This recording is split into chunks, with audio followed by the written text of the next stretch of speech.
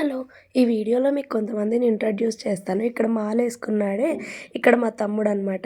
అక్కడ మా హేమ మా తోడికోడలు, ఇంకా ఎనకాల మా మరిది, ఇంకా మా పిల్లలు, మేము అందరం కలిసేసి కసాపురం ఎళ్తున్నాము. మార్నింగ్ ఎళ్ళిపోయి ఈవినింగ్ కల్లా రిటర్న్ వచ్చేయొచ్చు అనేసి బయలుదేరినామనమాట.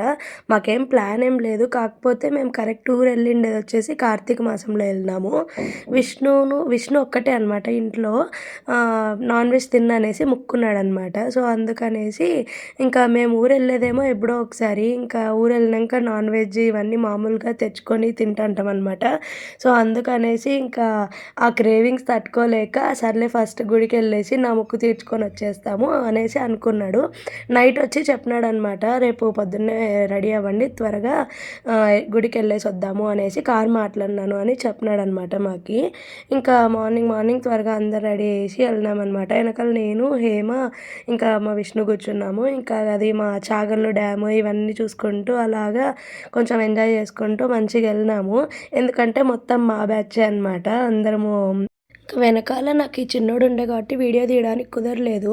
మా తమ్మునికి ఇచ్చినాననమాట. వీడియో తీయి కొంచెం అన్నీ చూపి అని చెప్పింటే, కొండలు చూపి, డ్యామ్ చూపి అని కొద్దిసేపు సతాయిచ్చిండే. అవి ఇవి తీస్తుండే. ఇంకా అలాగే మమ్మల్ని కూడా తీయంటే ఇంకొంచెం సేపు వెనకాల కెమెరా పెట్టి అందరినీ అలాగా చూపిస్తుండే. ఇంకా గుడి దగ్గరికెళ్ళిన తర్వాత అక్కడ రష్ గూడా అలాగే ఉండ్రి. ఎండ ఎక్కువుండే. ప్లస్ దానికి తోడు ఇంకా ఫోన్స్ కూడా అలౌ చేయలేదు. ఇంకా త్వరగా ఈ పిల్లలతో దర్శనం అయిపోతే చాలులే అనేసి ఇంకా దర్శనం చేసేసుకొని ఈవినింగ్ కల్లా రిటర్న్ అయిపోయినాము.